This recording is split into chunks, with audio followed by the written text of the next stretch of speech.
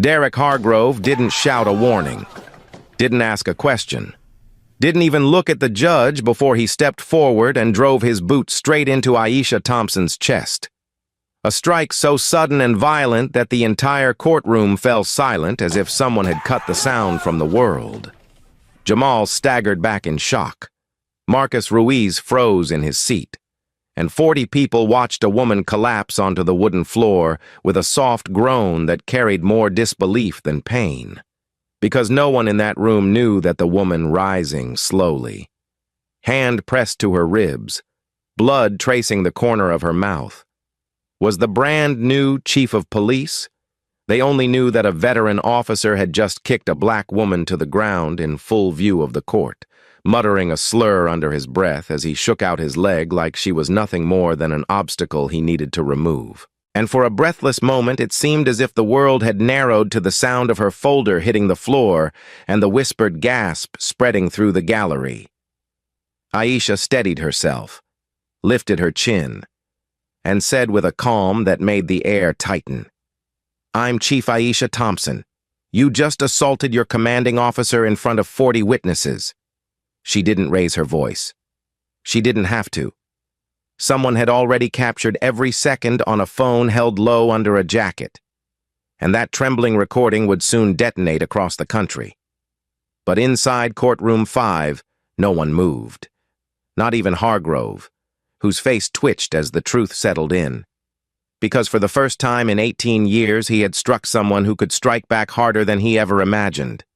Before we go any further into this story, tell me where you're watching from. If you're following stories like this one, make sure you subscribe to the channel and give me a like so these voices reach more people who care about justice and truth.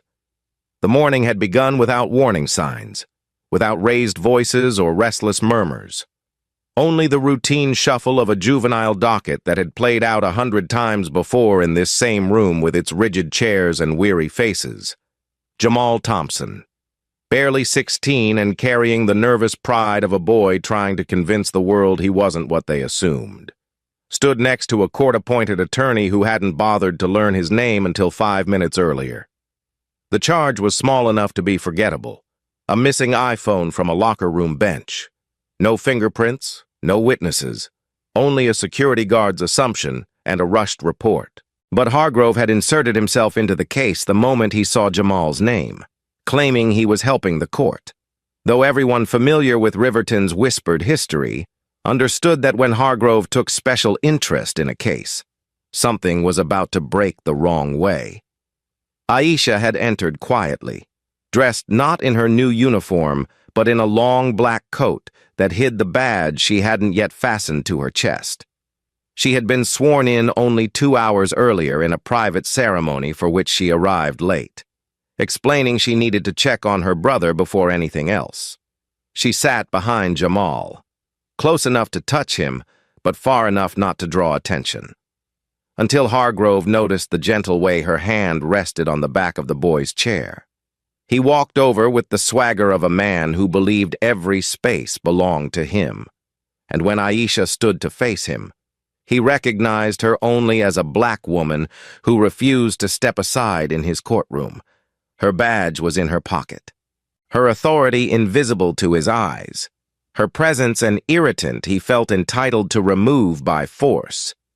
"You don't get to interrupt court business," he growled, leaning close enough that Jamal took a small step forward, as if he could shield his sister from a storm he couldn't possibly comprehend. Aisha didn't argue. She didn't raise her hands or threaten him. She simply held her ground with a stillness that exposed the cracks in his temper. And that was the moment Hargrove snapped. A single movement, fast and reckless, driven by a prejudice he had never needed to hide. His kick landed high on her chest, sharp enough to knock the breath from her body. Her papers scattered across the floor as she fell, each sheet carrying the quiet weight of someone who refused to abandon the people she loved, no matter how dangerous the room had become. Gasps rose from the gallery like a wave, and the judge's gavel struck once, then twice, but no one heard it. Hargrove stepped back with the grim satisfaction of a man who believed he had restored order. forgetting entirely that the world had changed while he wasn't looking. A young woman in the second row had her phone angled just right, recording through the gap between two shoulders. She didn't breathe as she filmed. She didn't blink until Aisha pushed herself upright and used the edge of the table to stand with slow, controlled strength, refusing to let pain bend her posture. The silence in the room deepened when she finally spoke, her voice steady but edged with something old and unbroken. "Officer Hargrove," she said, "you will step back and place your hands where I can see them." For a heartbeat, he almost laughed, confused by the authority in her tone, until she reached into her coat and revealed the badge the city council had handed her that morning. The gold glinted under the courtroom lights, but the room's reaction came not from the badge itself, but from the realization that the man who had spent almost 2 decades shaping Riverton in his own image had just committed a criminal assault against the one person with the power to tear his kingdom down. Jamal stared at his sister with a mix of fear and awe, trying to reconcile the sister who made him oatmeal on school mornings with the woman now asserting control over a room full of officers who had once followed Hargrove without question. Marcus Ruiz lowered his head, hands trembling, because he had seen this man destroy families with nothing more than a signature. And now the balance had shifted. Even the judge, a man who had relied for years on Hargrove's reports to uphold his conviction record, hesitated before addressing the room. Aisha kept her eyes on the man who had hurt her, refusing to give him the satisfaction of seeing her reach for her ribs. "This ends today," she said quietly, and though the words were soft, they carried a gravity that sank into every corner of the room, as if the walls themselves understood that Riverton had just crossed a threshold from which it could never return. Courtroom 5 had witnessed countless hearings, countless pleas, countless sentences delivered without mercy or nuance, but it had never witnessed a moment like this. One kick revealing 18 years of buried rot, one woman standing with blood on her lip and truth in her voice, and one city about to learn that justice does not always arrive with sirens. Sometimes it walks through a door in a black coat, carrying a folder, and refuses to bow. The video hit the internet like a spark landing on dry grass, and within minutes the 11-second clip of Derek Hargrove kicking Chief Aisha Thompson in Courtroom 5 began spreading through Riverton's group chats, then through county Facebook pages, then across national platforms where strangers argued, cursed, and replayed the moment frame by frame, each pause capturing the quiet brutality of a man who believed no one would ever hold him accountable.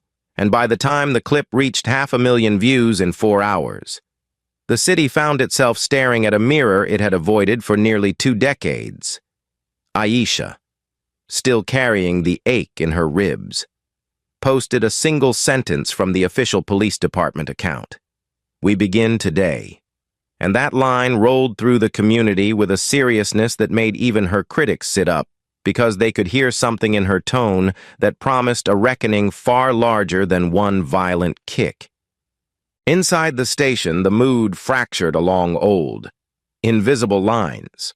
One group of officers gathered in the briefing room whispering that Hargrove would never allow a new chief to ruin his legacy, while another group lingered in doorways as if waiting for permission to admit they had seen this coming for years.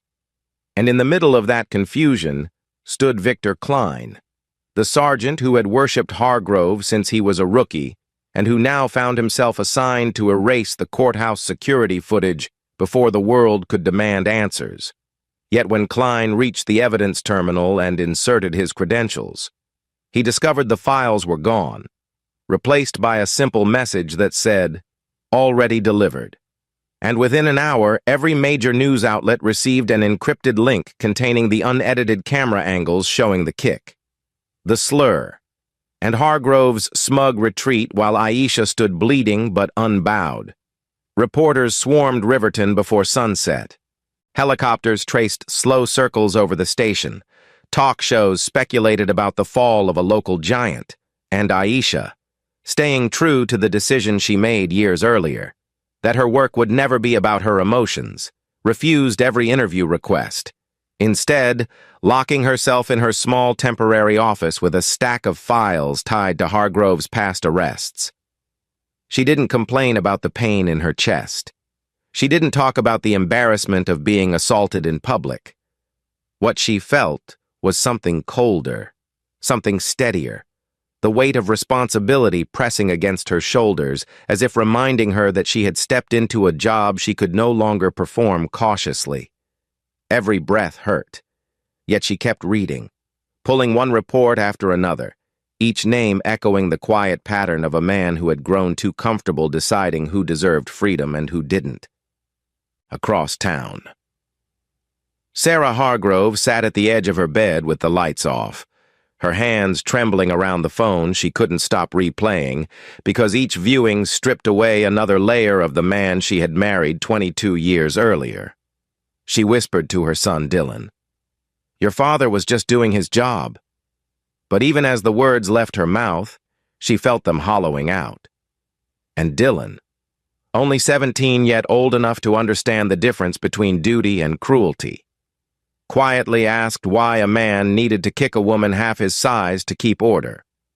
She had no answer, only the sinking realization that she had defended Derek for so long she could no longer separate her loyalty from her denial. Klein returned home late that night, pacing the kitchen until his wife asked what was wrong. But he didn't speak. Instead, he opened a hidden drawer behind the toaster oven and pulled out a hard drive he had recorded for years just in case.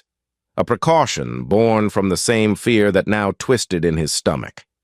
He had spent a decade watching Hargrove operate like a king, rewriting reports, intimidating witnesses, and making small jokes about cleaning up the town one lie at a time.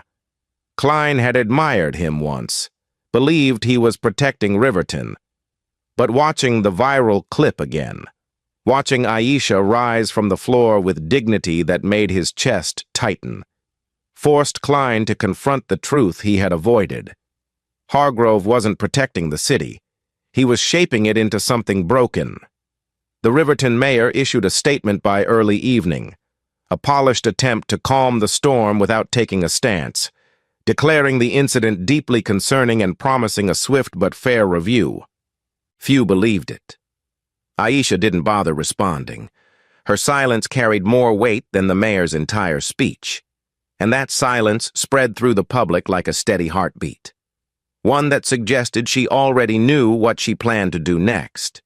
In the East District, where the streets changed names every few blocks but the sense of neglect never shifted, teenagers gathered around cracked phone screens watching the clip again and again, some cheering, some afraid, some wondering whether this meant the long shadow of Hargrove's patrols might finally lift.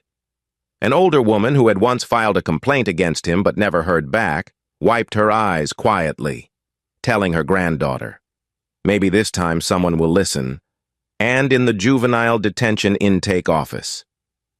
A young clerk named Lena replayed the clip during her lunch break, recognizing the same kick her cousin had described years earlier but could never prove. By nightfall, Riverton smelled of anticipation. Though nobody described it that way, they simply moved differently, talked differently, as if the whole city sensed that the ground under its feet was shifting. Churches prepared statements for Sunday. High school students designed protest posters before their parents told them to go to bed. Local activists, who had been dismissed for years, suddenly found reporters calling them community leaders. Meanwhile, Aisha stood alone in the quiet hallway outside her office, her hand resting against the wall as she breathed slowly through the ache in her ribs. She wasn't thinking about the millions of views or the political fallout or the sudden calls from civil rights groups. She was thinking about the names on the reports scattered across her desk, lives rearranged, families fractured, stories rewritten, and she understood, with a clarity that steadied her, that everything happening online was noise compared to what she needed to uncover inside the department. She returned to her office, switched off her phone, and started marking the cases that didn't add up, thick red lines that cut across nearly 2 decades of policing. Outside. The city moved through the shock of seeing its hero cop revealed. Inside. Aisha worked with a quiet determination that carried none of the chaos swirling online. Her voice on the department account had said, "We begin today." And to her, that sentence wasn't a slogan, it was a mission. In another part of town. Sarah watched her husband's face appear on national news for the first time, not as a decorated officer, but as the man caught on video committing what commentators now labeled an act of unprovoked brutality. She whispered one final lie to herself. There must be more to the story. Yet the deeper truth pressed harder. She had been living with a stranger who hid his darkness behind the badge she once admired. By midnight, Riverton had transformed from a sleepy industrial city into the center of a national debate. Yet inside her small office, Aisha did not look at the trending hashtags or the headlines. She simply leaned forward, opened another file tied to Hargrove's past, and whispered to herself, almost like a promise. This is where the real work begins. Aisha Thompson carried her father's last breath with her into adulthood, and in the quiet hours of the investigation that followed the viral kick, those memories resurfaced with a clarity so sharp it felt like fresh grief. She could still see herself at 15 standing barefoot on hot summer asphalt while her father lay motionless beside the open door of their old sedan, the flashing lights reflecting off his brown skin as an officer barked orders at her to stay back, even though she was only a child trembling through the shock, watching the life drain from a man who had been pulled over for a broken taillight. And that helplessness, those brutal, slow seconds, had shaped everything she later became, pushing her toward the badge not out of admiration, but out of refusal to let anyone else's family be swallowed by the same silence. Years later, that memory pressed against her ribs as she sat in her office tracing her fingers over the stack of old complaints, each one bearing Derek Hargrove's signature, each one denied, dismissed, or conveniently lost, yet across town, in a dimly lit garage where Hargrove kept his old patrol files. A different kind of memory suffocated him. The night in 2006 when he sprinted through smoke-filled hallways and carried a black child out of a burning apartment. The boy's arms wrapped around his neck, soot streaking both of their faces. And for a brief moment he felt like the man he used to be. But his mind never lingered on that part. It always froze 2 months later, in the alley behind a liquor store, where he held his partner's head in his lap after the gunshot, whispering, "Stay with me," while the blood seeped through his fingers and the sirens approached too slowly. And that grief, unprocessed and unspoken, had hardened into something poisonous that hollowed him from the inside without anyone noticing. In the present day, Aisha looked over the 22 buried complaints, letting them form a pattern, the same language repeated in different handwriting, the same witnesses retracting their statements after clarification, the same prosecutors closing cases that never should have reached court. Ethan Caldwell's signature appeared on most of them, each page showing the neat, precise strokes of a man who had built his career by trimming the truth. Aisha exhaled slowly, aware that each document she touched was not just a piece of paper. It was a life that had been reshaped by someone's ambition or cruelty. She took a red pen and circled the oldest complaint. Elena Vasquez. Fractured ribs. Assault during a disorderly arrest. Dismissed due to lack of cooperation. Elena was now 38, working at a clinic 2 towns over. Aisha wrote her name on a list of calls to make. Her phone buzzed. Unknown number. She let it ring twice, then answered with a steady voice. "This is Chief Thompson." The line was silent for 3 seconds before a distorted voice whispered, "Stop digging while you still can." A click. Then nothing. Aisha looked at the screen, then at the window reflection showing the bruise forming across her collarbone. Whoever made that call believed fear could still shape her choices. They didn't understand that she had stopped fearing men like Hargrove the moment she stood over her father's body and saw how little accountability meant to those who hid behind the badge. Not long after that warning, another message came in, a photo of her daughter, Amaya, sitting on the school playground bench with a juice box in hand, unaware that someone had taken her picture from a distance. Under it, the words, "Choose your battles." Aisha's throat tightened, not from fear, but from fury sharpened by love. She forwarded the message to the cybersecurity unit with instructions to trace the sender. Then she called the school to increase security. She didn't panic. She didn't cry. She simply locked her jaw and whispered to herself, "You crossed a line. Across town." Marcus Ruiz sat at his kitchen table staring at the untouched dinner his father had placed in front of him. His hands shook with the weight of a choice he had avoided for years. "You don't say a word," his father urged, voice rough with old pain. "Hargrove already took 8 years from me. He'll take more if you go against him." Marcus looked into his father's tired eyes and saw the fear that had been carved there by a system designed to silence men like him. But Marcus had watched that video, watched Aisha stand back up with blood on her lip, and something in him had shifted. "Dad," he whispered, "if we keep quiet, he wins again." His father pressed a palm to his forehead, torn between protecting his son and protecting the truth he had buried to survive.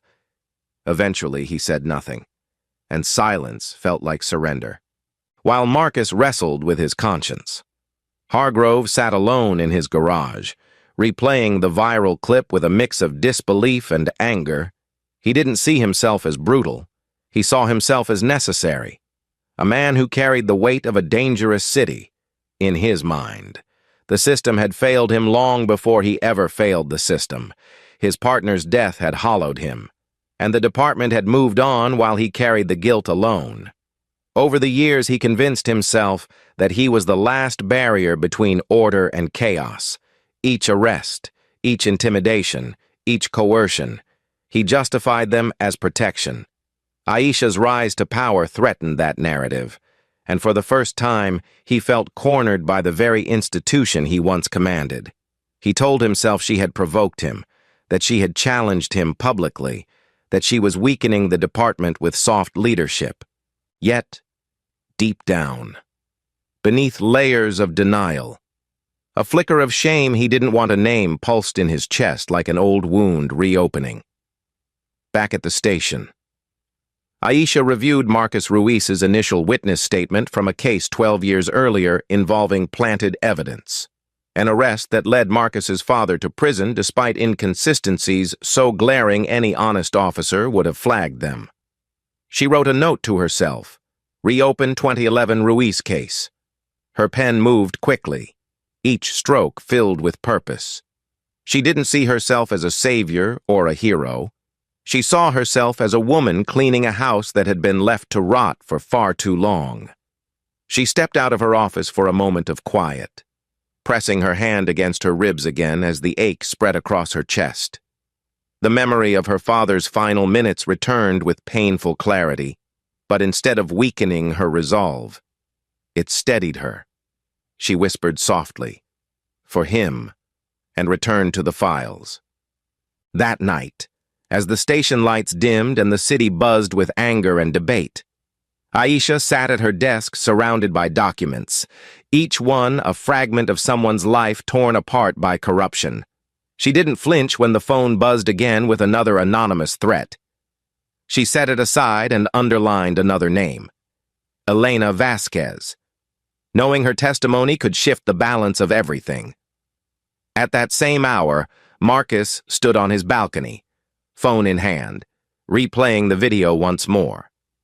He inhaled deeply, then finally pressed record, his voice shaking as he began to speak the truth he had held inside for 12 long years.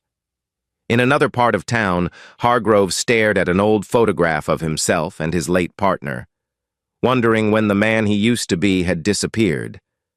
By dawn, all 3 lives, Aisha, Marcus, and Hargrove were moving toward an unavoidable collision, shaped by ghosts they had tried to outrun and truths they could no longer ignore.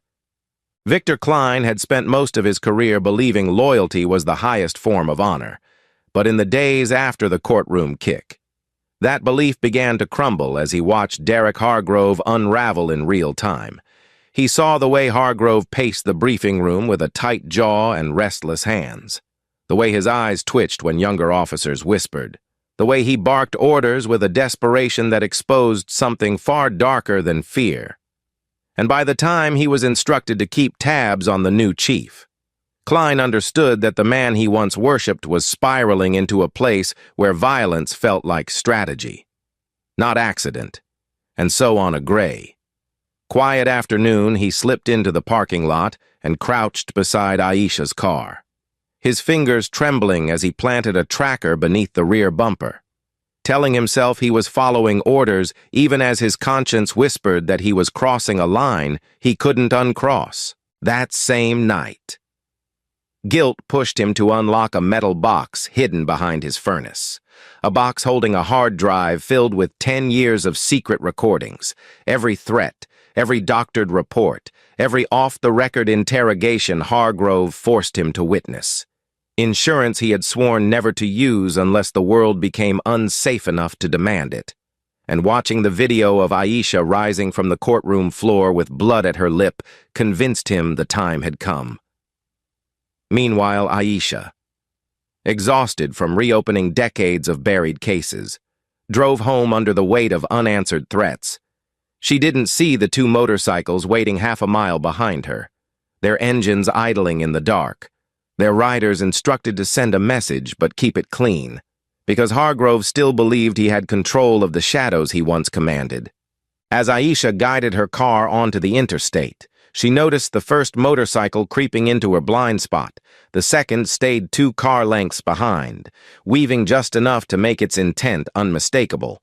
She tightened her grip on the wheel, kept her composure, and pressed the button on her radio with a calmness that came from years of surviving situations designed to break lesser souls. "This is Chief Thompson," she said evenly. "2 riders tailing me on I-94, no plates, requesting air and ground support." The dispatcher's startled reply crackled through the speakers. But Aisha didn't wait for backup. She downshifted, accelerated sharply, then swerved across 2 lanes with a precision that forced the first rider to brake hard, giving her just enough space to angle toward the next exit. The riders followed, engines roaring. For a few tense seconds, she could feel their presence like the weight of a storm behind her. But training kept her focused. When she reached the service road, she executed a quick, controlled turn that forced one motorcycle too wide. The rider skidded into a ditch while the other sped past her car, and Aisha made a decisive choice.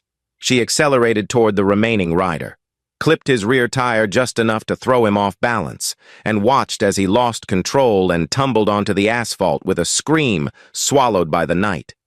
She braked hard, stepped out slowly, and kept her distance, one hand near her sidearm. The man groaned, clutching his leg, when units arrived. The officers lifted his helmet, and Aisha recognized him immediately. An off-the-books informant tied to Hargrove's old narcotics cases, a man who should have been in another state under witness relocation, not stalking the chief on a dark highway. She said nothing, only stared at him with a disappointment that cut deeper than anger. While the ambush unfolded, Victor Klein drove across town with the hard drive sitting on the passenger seat like a confession waiting to be spoken. His hands trembled on the wheel. He wasn't afraid of Hargrove's wrath.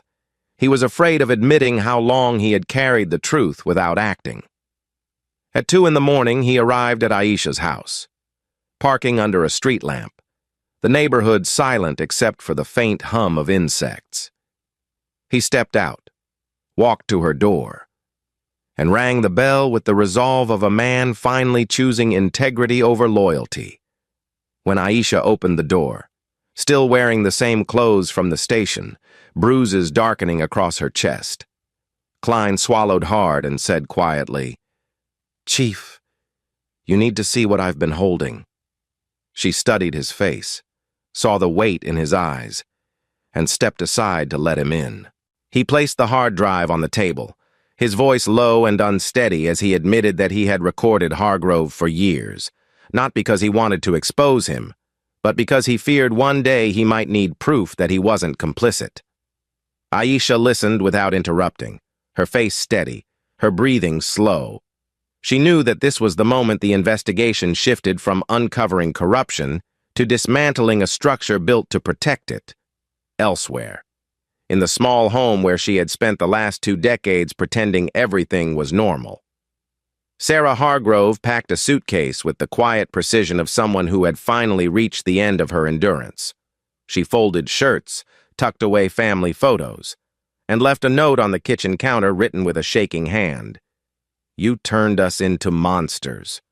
I won't let you turn our son into one." She paused before walking out. Glancing at the framed photograph of Derek and his partner taken years before, grief poisoned his heart. She touched the frame once, as if saying goodbye to the man she married, not the man he became. Back at Aisha's dining table, Klein opened the hard drive, clicking through audio recordings that captured Hargrove threatening witnesses, mocking victims, and boasting about how he kept the numbers right to secure federal grants. There were files documenting backdoor deals with informants, files showing edited footage before it reached prosecutors, files that revealed a culture of fear wrapped in the veneer of heroism. Aisha listened with a quiet intensity, her eyes focused, her breath steady. When the final recording ended, Hargrove talking about teaching the new chief her place. Klein lowered his head, unable to meet her gaze. Aisha placed her hand on the table, not in comfort but in acknowledgement. "You did the right thing," she said.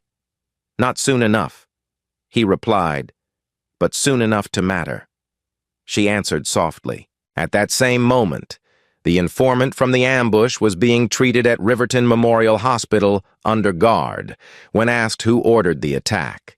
He hesitated only long enough to weigh the cost of silence, then spoke the name that would ignite the city by sunrise. Hargrove. By dawn, Riverton was no longer a city bracing for controversy. It was a city standing at the edge of collapse, the truth spreading faster than fear. And as Aisha watched the first morning light drift across her table, illuminating the hard drive that would serve as the cornerstone of everything to come, she understood that this was no longer about a kick in a courtroom or a viral video. It was about dismantling an empire built on intimidation, lies, and the silence of those too afraid to speak. She looked up at Klein and said quietly, with a resolve that echoed through the room, "This is the beginning of the end." The trial of Derek Hargrove began under a pale morning light that did nothing to soften the tension inside the Riverton courthouse, where every seat was filled and every corridor hummed with the quiet murmur of a city preparing to watch its former king fall. When the cameras clicked on and the live broadcast banner appeared across every major network, Hargrove was led into the courtroom in a tan jumpsuit, wrists cuffed, shoulders hunched in a way the city had never seen. His once commanding presence reduced to a man staring at the floor as if afraid to meet the eyes of the people he had controlled for 18 years. Aisha sat at the front, her posture steady, her face calm, the bruises from the ambush fading but the deeper wounds sharpening her resolve. The prosecution began with a simple statement. This is not the trial of a bad day. This is the trial of a broken system. And with those words, the courtroom fell silent. Every spectator aware that they were witnessing more than one man's downfall. They were witnessing the unraveling of an era shaped by fear, manipulation, and the unchecked authority of a single officer who had learned how to bend Riverton to his will. The first witness to take the stand was Elena Vasquez, who carried herself with a quiet strength as she lifted her shirt just enough to show the faint scars along her rib cage. then held up the x-rays from 2011 that documented the fractures she'd suffered after Hargrove slammed her against a squad car during what he later described as necessary force. Her voice trembled at first, but steadied as she recounted the night she'd been handcuffed for asking why she was being searched. She told the jury how she tried to file a complaint but was warned by a prosecutor, Ethan Caldwell, that pursuing it would destroy her chances of ever working in the county again. By the time she stepped down, 3 jurors were wiping their eyes. The next pieces of evidence were the recordings Victor Klein had surrendered, the insurance files he never intended to be used until he heard the truth in Aisha's voice. In one recording, the courtroom heard Hargrove laughing as he bragged about planting a small bag of pills during a 2012 traffic stop to keep the numbers up for grant season. In another, he told Klein he broke that punk's ribs because he wouldn't stop talking. A chilling echo of Elena's testimony, each clip chipped away at the carefully constructed image of Riverton's hero cop. Each clip forced the jury to confront a man who had hidden his cruelty behind medals and commendations. The defense attempted to argue trauma, painting a portrait of a man broken by the death of his partner, a man who lost his way because the system failed him. But it was jammed between undeniable evidence and a community unwilling to excuse 18 years of harm. And when Jamal Thompson stepped forward, not as a victim, but as a young man determined to reclaim his voice. The courtroom shifted. 16 years old, dressed in a simple black shirt, he read a spoken word piece he had written during the days after the kick, his voice carrying the raw clarity of someone who had seen too much too soon. He spoke about fear as a constant companion, about watching his sister lie on a courtroom floor, and about the weight carried by every young black boy who grows up learning the unspoken rules meant to keep them alive. His words weren't part of the prosecution's case. They were allowed only because the judge believed the jury deserved to hear the impact of Hargrove's violence in human form. When Jamal finished, the silence in the room felt sacred. 2 days later, the trial reached its darkest moment. Guards found Hargrove in his cell with a bedsheet tied around his neck. His face blue, his body limp. He had attempted to end his life, but the officers cut him down in time. When he was brought back to the courtroom the next morning, he was still pale, his hands trembling as if the weight of the truth had finally settled on his shoulders. He avoided looking at his wife's empty seat, avoided the cameras, avoided the whispers. He stared at Aisha only once, long enough for her to see a flicker of the broken man beneath the arrogance, long enough for him to murmur a few hoarse words across the aisle. I thought I was keeping the city safe. It was the closest he had ever come to accountability, and yet not nearly enough. In her closing argument, the prosecutor delivered a measured, steady message. Power without oversight becomes violence. Violence without accountability becomes culture. Today you decide whether Riverton continues that culture or ends it. The jury deliberated for 9 hours. The verdict was read at 6:13 p.m. live on national television. Guilty on all counts: assault, evidence tampering, civil rights violations, coercion, perjury, and conspiracy to defraud federal programs. The courtroom did not erupt. It simply exhaled, as if releasing a breath the city had held for nearly 2 decades.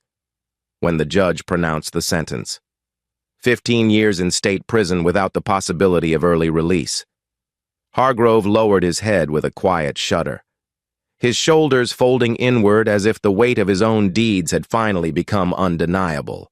He did not look at Aisha again. She did not gloat. She didn't even blink. She simply stood with the stillness of someone who understood that victory was not measured in a man's downfall, but in the hope that the next generation might grow up without fear of badges wielded like weapons.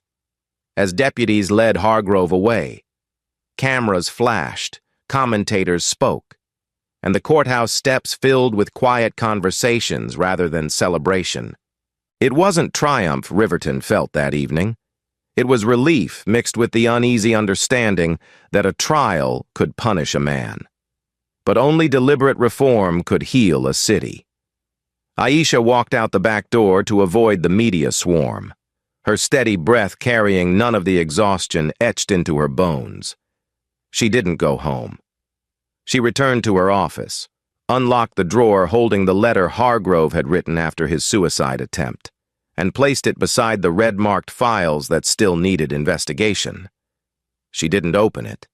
She didn't need to. She touched the envelope once, then whispered into the empty room. We keep going, because the trial might have ended. But the real work, restoring trust, restoring truth, restoring the souls of those harmed, had only just begun. Eastwood Correctional was built for routine punishment, not for former officers. Yet on the third morning of Derek Hargrove's sentence, the steel gates clanged shut behind him with a finality that stripped away whatever pride he once carried, reducing him to a man walking with slumped shoulders and unfocused eyes as he entered a wing filled with people whose lives he had twisted, damaged, or destroyed. The guards offered him no special treatment, no nod of recognition, no whispered assurances of protection. Because in the world behind those bars, a former cop wasn't a figure of authority. He was a target waiting to be claimed. On his first night, he sat alone on the thin-bottom bunk, staring at the cinder-block wall while the echo of inmates calling his name drifted down the hallway, each voice laced with a mix of rage and amusement. And for the first time in decades, he faced the unnerving truth that he was no longer feared, no longer revered, no longer the man who commanded entire neighborhoods with a tap of his finger. He tried to sleep, but every creak of the floor and clang of metal jolted him awake, each sound carrying the ghost of someone he had once intimidated into silence. And by morning, his nerves were so frayed that even stepping into the communal showers felt like walking unarmed into an ambush. The attack came quickly, without warning, carried out by 3 men whose faces he recognized even before they moved. One had spent 5 years in prison because Hargrove planted evidence near the floorboard of his car. Another had lost custody of his children after Hargrove wrote a report describing him as uncooperative during an arrest that never should have happened. The third had served a sentence built on a confession extracted through threats. They didn't speak as they approached. They didn't shout or taunt. They simply acted. A fist struck the side of Hargrove's head before he could raise his arms. A boot slammed into his ribs. A bar of soap wrapped in a towel cracked across his jaw. He collapsed to the tile floor, gasping as pain spread through his chest like fire, each breath sharp enough to pull tears from his eyes. Inmates nearby stepped back, not out of pity, but because they knew better than to interfere in a reckoning long overdue. By the time guards arrived, dragging the attackers away, Hargrove was left bleeding, coughing, and curled on the ground. A man stripped of every illusion he once used to shield himself from accountability. The infirmary smelled of antiseptic and stale air. A nurse took one look at his swollen jaw and muttered, "Should have thought ahead," before calling for a doctor. X-rays showed 3 broken ribs, a fractured cheekbone, and 2 missing teeth. Hargrove lay on the narrow bed staring at the lights above him, listening to the steady hum of the old ventilation system. And for the first time since the trial, he felt something raw and unfamiliar. A grief not for the world he lost, but for the man he now realized he had become. He had told himself for years that he was protecting Riverton, but lying there bruised and broken, he recognized that he had used his partner's death as an excuse to justify brutality. Leaning on his grief like a shield, he believed no one could question, while he lay in pain at Eastwood. Sarah Hargrove stood in a courthouse filing for divorce, the documents trembling slightly in her grip as she handed them to the clerk. She didn't leave because of the trial or the media pressure. She left because the video had revealed the truth in a way she could no longer hide from. The man she once thought honorable had grown into someone she no longer recognized, and the only way to save herself, and their son, was to step away before the damage hollowed them both. Dylan, 17 and silent with sorrow. Signed the paperwork to change his last name 2 weeks later. He told his mother quietly, "I don't want his shadow on me." Sarah didn't argue. She simply held her son's hand and let him walk into a future free of a name that had once stood for pride. Days became weeks, and the routine of prison life forced Hargrove into a silence he could not escape. He stopped eating full meals. He stopped engaging in conversation. He stopped responding to the taunts thrown his way. Instead, he lay awake night after night replaying moments he had buried under years of rationalization. He saw the faces of people he'd arrested without cause. He saw the eyes of the child he rescued from the burning apartment. A memory once bright, now painful because he knew he had become the kind of man that child would fear. And he saw Aisha rising from the courtroom floor with dignity he could not understand. Something inside him cracked then, not out of self-pity but out of recognition. He had failed the badge. He had failed the city. He had failed himself one morning, after a week of lingering chest pain. Hargrove coughed up a streak of blood. The infirmary doctor examined him, ordered tests, then returned with a quiet heaviness in his voice. Stage 4 lung cancer. Advanced, terminal. There was nothing to treat but the symptoms. Hargrove listened without expression, absorbing the news as if it were simply another consequence he had earned. Later that afternoon, he asked for paper and a pen, and for the first time in his life, he wrote without defensiveness or justification. 8 pages, no excuses, no denials, a confession to every cruelty he had committed, every life he had distorted, every lie he had told to maintain the image of a hero he no longer believed he ever was. The last page held a quiet apology to Aisha, not for the kick, but for the years of harm that preceded it. When he finished, he folded the pages carefully and addressed the envelope to her office. A few days later, deputies delivered the letter to Aisha. She held it for several seconds, weighing the meaning behind the gesture, then placed it in a file drawer with the other evidence. She didn't open it. She refused to let grief, pity, or sentiment cloud the work still ahead. Justice, to her, wasn't about the fall of a man. It was about rebuilding the lives his actions had disrupted. 5 years passed with quiet speed. Hargrove declined steadily, losing weight, losing breath, losing whatever strength remained. He died in his cell during the early hours of a Tuesday morning, his body thin and his face pale. No family came to claim him. The state handled the burial, a simple marker. No visitors, no flowers. Only the muted acknowledgement that the man who once dominated Riverton had left the world without ceremony. Back in the city he once controlled. Life continued, shaped now by new policies, new leadership, and a new understanding of accountability. Aisha arrived at her office that morning at 6, as she always did, placed the unopened envelope from Hargrove in the same drawer, and whispered to herself, "We keep going." Because even in his death she understood that justice was not an ending. It was a call to remain steadfast, even when the darkness behind a badge had finally burned itself out. Riverton awoke in the years after the trial not with celebration, but with a slow, deliberate shift in the way people breathed, spoke, and carried themselves, as though the city had finally stepped out of a long shadow and was learning how to stand upright again. Yet despite the national awards offered, the television appearances requested, and the speeches written in her honor, Aisha Thompson declined every spotlight placed in front of her, choosing instead to rebuild the city from the inside out. beginning with a simple idea formed during one of her quiet early morning walks through the department's old records room. If Riverton was ever going to heal. The voices silenced by the system needed a seat at the table. She called it the Root Review Board, named not for what was visible above the surface, but for what lay hidden beneath. And she made it the first oversight body in the state composed entirely of former victims, teachers, neighborhood leaders, and students, with not a single uniformed officer allowed to sit on it.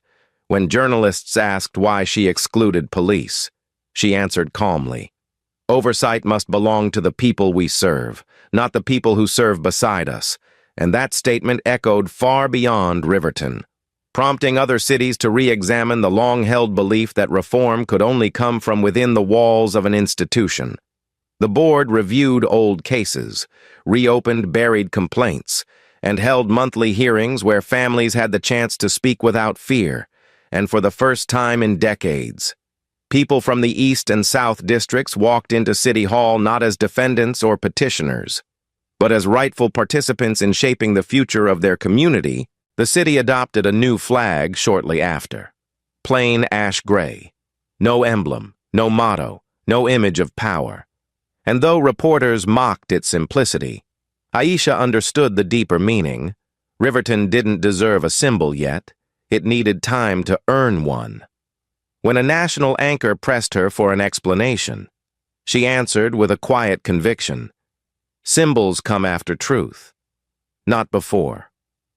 And the older residents nodded, remembering the years when the police crest had been used as a shield to justify fear instead of service. Jamal Thompson, once a frightened teenager standing beside a court-appointed lawyer, channeled his pain into an art form that resonated across the country. His debut album. Room 5, named for the courtroom where he watched his sister rise from the floor with blood on her lip and fire in her voice, climbed the charts faster than he ever expected. The album carried no profanity, no shock value, only the rhythmic honesty of a young man who had survived the kind of injustice many never speak about. Tracks like 40 Witnesses, Red Pen, and Ash Flag became anthems for students in neighborhoods that long felt unseen. Teachers played them in classrooms. Churches used them in youth programs. Community centers invited Jamal to speak, but he never stood behind a podium. He preferred sitting in a circle with the kids, telling them, "I'm not special. I just stopped pretending I wasn't hurting." And the teenagers listened because he spoke with the clarity of someone who had lived under a shadow and learned how to walk out of it without bitterness. Meanwhile, the Department of Justice conducted a 2-year review of Riverton, interviewing hundreds of residents, reviewing thousands of documents, and studying the reforms implemented by Aisha and the Root Review Board. When the final report was released, national headlines announced that Riverton had become the leading model for structural police accountability in the United States. A transformation no one would have believed possible the day Hargrove kicked Aisha in Courtroom 5. Cities across the Midwest sent delegations to observe board meetings.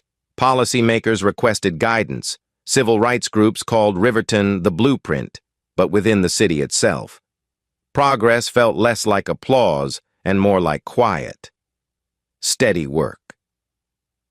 Aisha continued arriving at the station every Monday morning at exactly 6 o'clock, her footsteps echoing softly through the hallways before most officers arrived. She would unlock her office, place her coffee on the desk, and pull open the drawer where she kept the letter Hargrove wrote before his death. 8 pages of confession she had still never read. She didn't avoid it out of anger. She avoided it because she knew it would offer nothing she didn't already understand. Some truths didn't need to be reopened. Some wounds served better as reminders, not conversations, across town. The community began rebuilding its spirit in small but meaningful ways. School art programs revived. Local businesses opened in long-abandoned storefronts. Teachers reported fewer fights. Residents from West Riverton started attending town halls in neighborhoods they once avoided. And the annual Unity March, once sparsely attended, grew so large that the city had to reroute traffic. At the march, Aisha would walk quietly near the back, not waving, not speaking, simply observing the faces of people no longer afraid to stand together. Sarah and Dylan Hargrove built new lives as well, far from Riverton's weight. They never spoke publicly about Derek, never joined interviews, never sought sympathy. Dylan graduated with honors, pursuing social work with a quiet determination shaped by his painful understanding of what unchecked authority could do to a city. Sarah volunteered at a shelter for women rebuilding their lives after trauma, offering the kind of patience she had once needed herself. As the years passed, Riverton's identity shifted from a city defined by scandal to a city defined by accountability. People stopped whispering about the kick and instead talked about the change. And yet Aisha never viewed any of it as a triumph. She saw it as a responsibility, an ongoing promise to guard the trust that had taken years to rebuild. One late autumn afternoon, after a long meeting with the review board, Aisha walked through the quiet corridors of the station, her steps deliberate, her breath steady. She reached her office, opened the drawer, and looked at the envelope containing Hargrove's final words. She touched it gently, then closed the drawer without opening it. Justice, she believed, was never about closure. It was about commitment. Standing by the window, she watched the gray Riverton flag ripple in the wind, a reminder that the city was still a work in progress, still learning, still healing. And as the sun lowered beyond the distant rooftops, Aisha whispered the words she carried with her into every morning, every decision, every battle yet to come. Justice is not a victory lap, it is a promise that never sleeps. And in Riverton, under the quiet sky of a city finally learning how to breathe again, that promise endured. Thank you so much for watching. If this story moved you, don't forget to subscribe, leave a like, and share it with someone who needs to hear it. Your support helps these stories reach more people.